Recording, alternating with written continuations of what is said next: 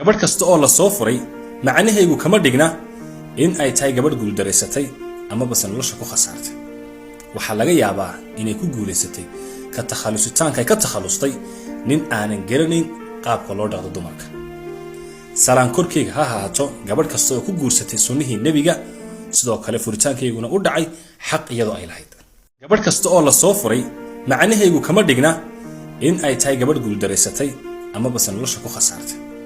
waxa laga yaabaa inay ku guuleysatay ka takhalusitaanka ay ka takhalustay nin aanan garanayn qaabka loo dhaqdo dumarka.